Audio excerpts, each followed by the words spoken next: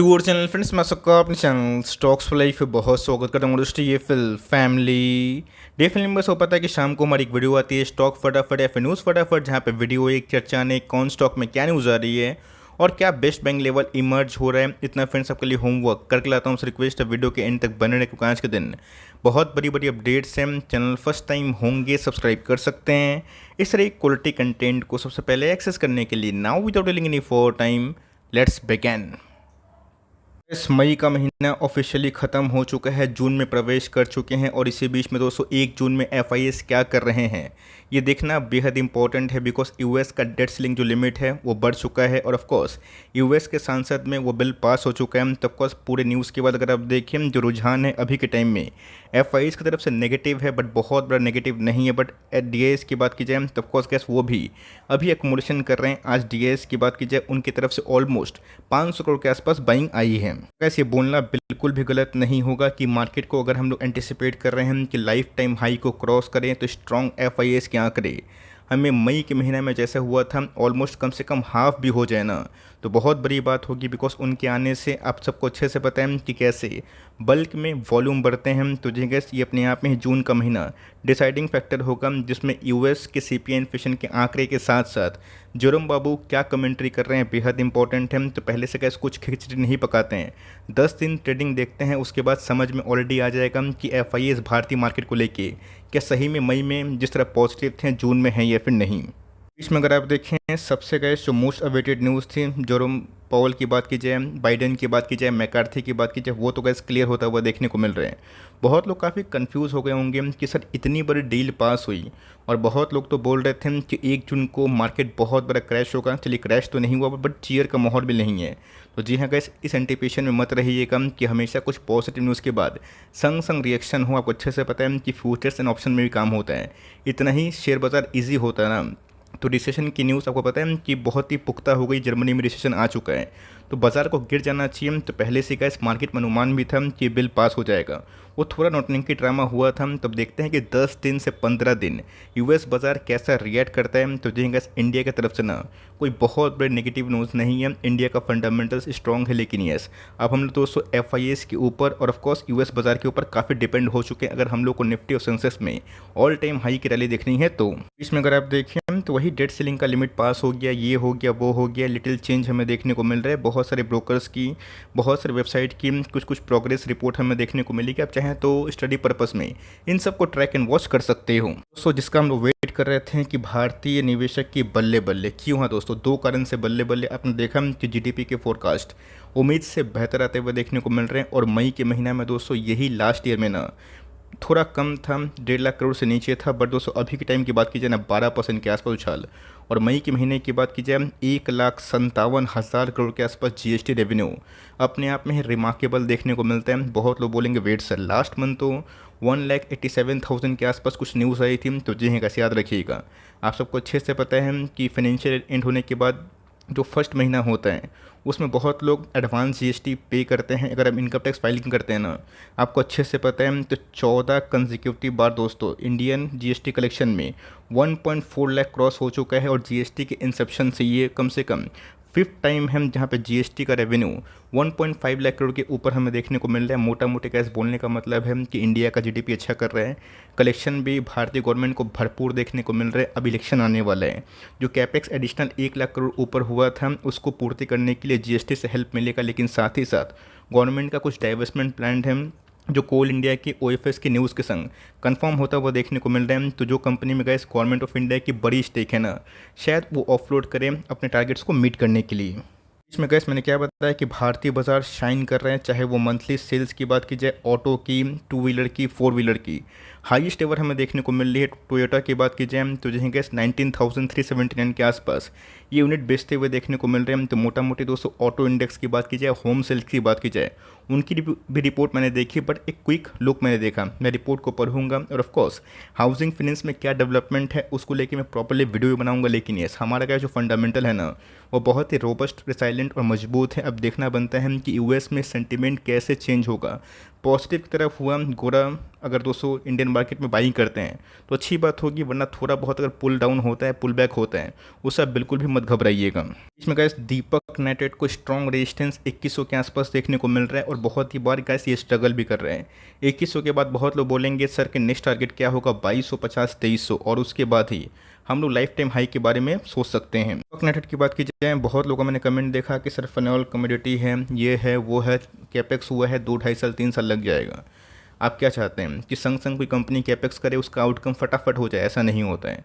अगर आपको पता नहीं तो 17-16 में ही दीपक नाइट्रेट ने फिनोल्स में एक्सपेंशन किया था, उसका इम्पैक्ट 19-20 में आया। अगर आप एक लॉन्ग टर्म वेल्थ क्रिएटर हैं तो आपके पास एक्मुमुलेशन करने का मौका हो रहा है। संग संग दोस्तों अगर आप फल का उम्मीद करेंगे ना बिना भक्ति का, वो पॉसिबल न कि भक्ति के सेंस में हम न स्टॉक मार्केट में चलने का टाइम दें। आम का बीज डालेंगे तो 25-30 साल के बाद फल लगता है। आप संग संग आम का बीज को डालेंगे और 1 साल में 2 साल में फल की अपेक्षा करेंगे, सही नहीं है। यस, जिनकी न्यूज़ अच्छी आ रही है मोमेंटम ट्रेड करे स्टॉप लॉस के संग, लेकिन आपको स्टॉप लॉस लगाना ही नहीं है और वेट करना ही नहीं है, तो ऐसा नहीं होता है। तो कंपनी अच्छी है, 2250 का वेट करिए, उसके बाद अगर ब्रेकआउट होता है तो शायद ये लॉन्ग लास्टिंग होगा। बिकॉज इंटरनेशनल मार्केट में क्रूड के प्राइस घटने से जो कंपनीज़ के मार्जिन्स ख़राब हुए थे वो धीरे धीरे रिकवर हो चुके हैं। मैनेजमेंट बहुत ही अच्छे हैं, काबिल है और ऑफकोर्स मजबूत हैं। अब देखते हैं कि आने वाले कल में डेवलपमेंट कैसा है। जितना कैस लंबा कॉन्सोलेशन करेगा, प्राइस नहीं भागेगा, उतना ही इक्का दुक्का स्टॉक लेके आप उसको मंथली SIP ऐसे केमिकल थीम डाल सकते हो।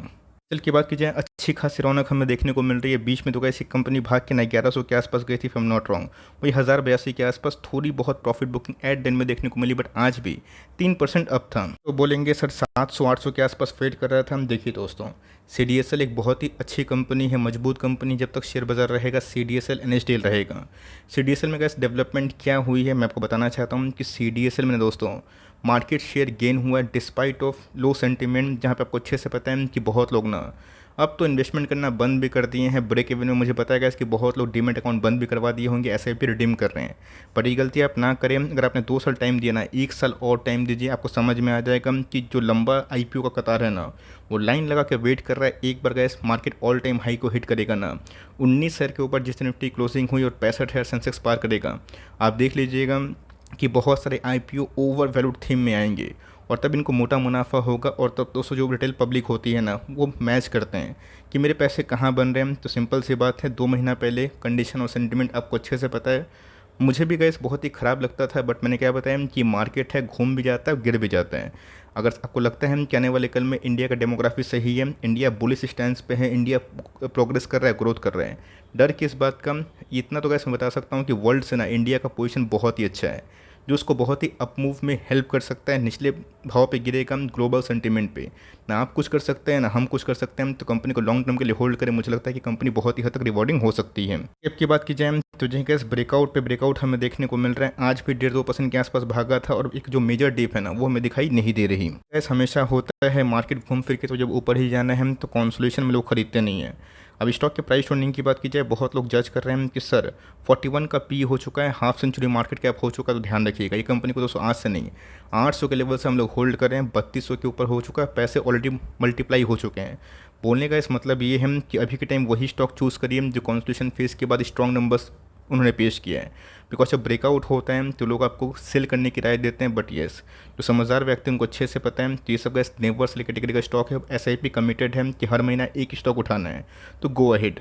तो बोल रहे हैं कि सर डायनामिक केबल्स भाग गया, एक ही साथ आपने कवर किया था, प्रकाश पाइप नहीं भागा। ठीक है, थोड़ी ना पॉसिबल है कि 2-3 स्टॉक को एक बार अगर माइक्रो कैप में कवर करूँ, 5 स्टॉक को, 10 स्टॉक को, सब एक ही बार भागेगा। तो कंपनी ऑलमोस्ट फ्री है, लेकिन ये स्टॉप लाइन ग्रोथ दोस्तों मुझे इस कंपनी में ना इस बार उतने अच्छे खासे दिखाई नहीं दिए। एक्टिविटी ज़रूर बूस्ट हुई है, अंडर वैल्यूड कैटेगरी है, 5.5 का पी है। अब आप समझ सकते हैं कि 5.5 का पी बहुत ही लेस पी का स्टॉक माना जाता है, और इसमें जब तेज़ी होगी ना तब वो बहुत ही अच्छी होगी। लेकिन उसके लिए कैसे हमें टॉप लाइन स्ट्रॉन्ग होना चाहिए। ऑफकोर्स मेरे पास है, मतलब ये नहीं कि मैं आपको कोई गलत सलत बात बता दूंगा। टॉप लाइन ग्रोथ गए जब तक ये कंपनी ना आउटस्टैंडिंग पेश नहीं करेगी, तब तक मार्केट में लोगों के अंदर अट्रैक्शन ये पैदा नहीं कर पाएगी। ऑल दो कंपनी अच्छा है, ट्रू अंडर वैल्यूड है, आप उस कैटेगरी में 1% के आसपास वेटेज देके CMP में भी चल सकते हो।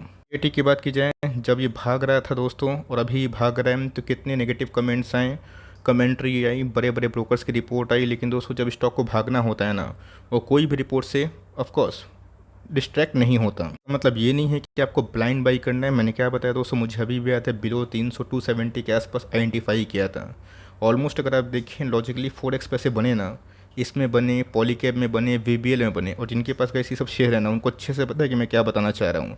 तो बोलने का मतलब ये है कि जिनकी लर्निंग स्टाइल बहुत ही पुरानी है और कुछ सीखे हैं मार्केट से, उनको अच्छे से पता है कि स्टॉक मार्केट में या फिर कोई स्टॉक जब ब्रेकआउट होता है वो चलता है। बहुत लोगों ने बिछवा दिया, और मैंने कहा इस बीच में कमेंट्री भी की थी, 900 के लेवल पे 1000 के आसपास रेजिस्टेंस खाता है। अगर आपको प्रॉफिट बुक करने का खुजली हो रहा है तो 30% ही प्रॉफिट बुक करिएगा, रिमेनिंग अपने पास रखिएगा। मैंने उस समय बताया था कि मैंने कोई प्रॉफिट बुकिंग नहीं किया, आपको याद भी होगा, लेकिन उनके लिए था जो पूछ रहे थे। तो टॉप और बॉटम तो गैस किसी को पता नहीं होता है, लेकिन जिनके पास 70% की होल्डिंग भी है ना, उनके पैसे बन रहे हैं, तो कंपनी अच्छी है। और जिनको गैस प्रॉफिट बुक करने का मौका नहीं मिला, उनके तो बहुत ही पैसे बने, मुझे पता है। तो ऑलरेडी गैस अपने बीज ना प्लॉट कर दिया है। कंपनी बहुत ही धाकर है, आने वाले कल में ग्रोथ करेगी, बट इस लेवल पे तो मैं इस कंपनी पे बिल्कुल भी इंटरेस्टेड नहीं हूँ। ऑल्दो कंपनी की होल्डिंग मेरे पास बहुत ही पुराने अरसे से, आपको याद भी होगा, बहुत बार प्रूफ भी मैंने दिया है। बट वही है कि हर एक स्टॉक का एक प्राइस टू अर्निंग होता है, जो अभी के टाइम में ना काफ़ी महंगा हो चुका है, 80 के पी पे। दोस्तों मुझे लगता है कि नेक्स्ट जो दूसरी आईटी कंपनी है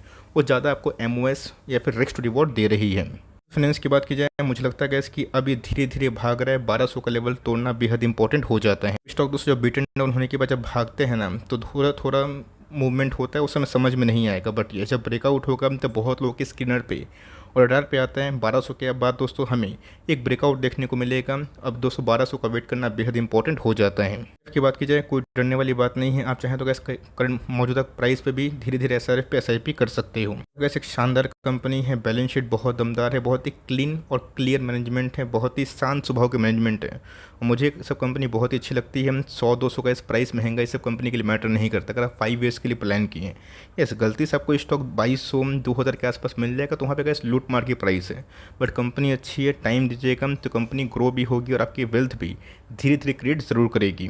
गाइस डेविस लैब में जो गिरावट हमें देखने को मिली थी, लग रहा था कि द स्टॉक इज़ ओवर, कहानी ख़त्म, वेल्थ क्रिएशन का जो स्टोरीज कंपनी ने मिसाल पैदा किया था वो सब खत्म। Despite of poor numbers company का शेयर इसलिए भाग रहा है बिकॉज आने वाले कल में मार्केट को ऐसा लगता है कि जो आउटलुक ख़राब हुआ था, द वर्स्ट इज़ बिहाइंड, और जिस दिन मार्केट ये समझ गया ना कोई कंपनी के लिए, कोई सेक्टर के लिए द वर्स्ट इज़ बिहाइंड, तब दोस्तों में जो रिवॉर्ड है वो ज़रूर मिलता है।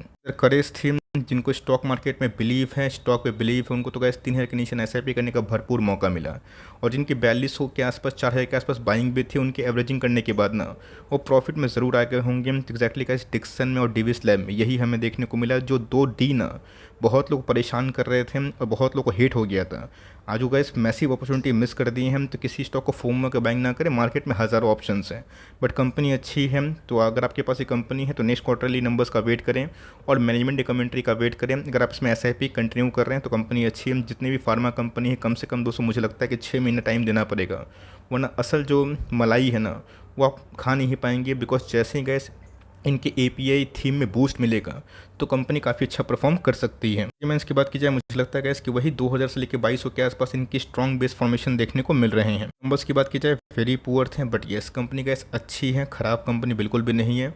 बीच में सीएफओ ने डिज़ाइन किया था और 5 गैस इंडिपेंडेंट डायरेक्टर ने डिज़ाइन किया था, बट उसके पीछे एक लॉजिक था, और जिस दिन गैस ये न्यूज़ आई थी 20% गिरा था और संग संग रिकवर भी हुआ था।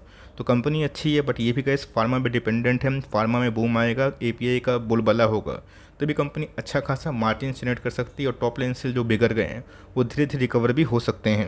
की बात की जाए, मुझे लगता है इसकी long term investment point of view से अभी के टाइम इन्वेस्टमेंट के लिए एक बहुत ही अच्छा अपॉर्चुनिटी है। आईटीसी को चेज ना करे, जिनको आईटीसी में खरीदने का मौका मिला अच्छी बात है, जिनको मौका नहीं मिल पाया टाइम देंगे, 3 साल कंपनी के बैलेंस शीट भरोसा रहेगा ना।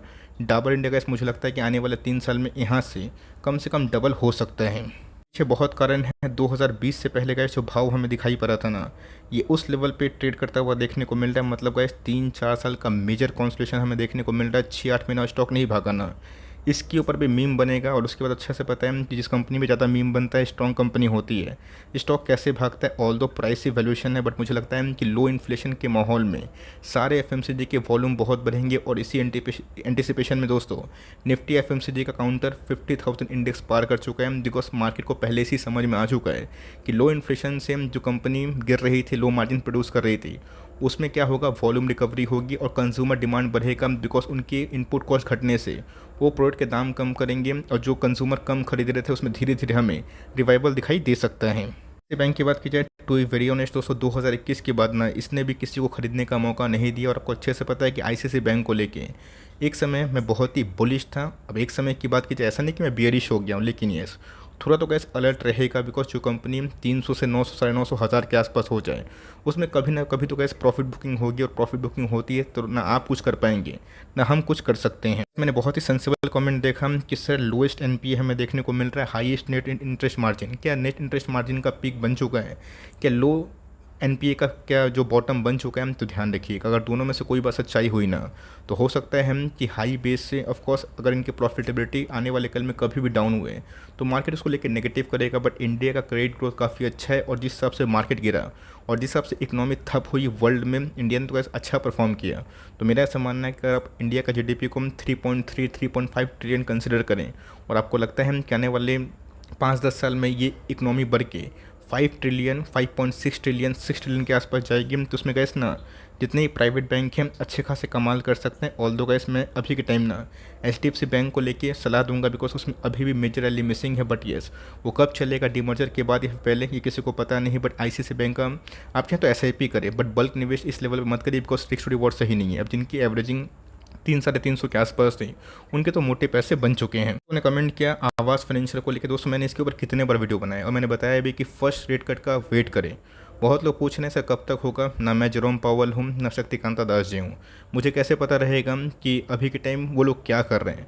लेकिन मार्केट में ये एंटिसिपेशन है कि शायद सितंबर अक्टूबर तक फर्स्ट रेट कट हो जाए, और आप देख लीजिएगा जैसे गैस रेट कट शुरू होगा ना माइक्रो फाइनेंस में और हाउसिंग फाइनेंस का बिजनेस में अच्छी खासी रिवाइवल हो सकती है। डिक्सन गिर रहा था, लोग बोल रहे थे क्यों गिर रहा है, हाई वैल्यूएशन है, ये है। अभी तो गैस वैल्यूएशन इनके भी लो हो गए हैं, और पूरे के पूरे हाउसिंग फाइनेंस में उतना पैसा नहीं बन रहा है। एचडीएफसी भी दोस्तों एक रेंज बाउंड है।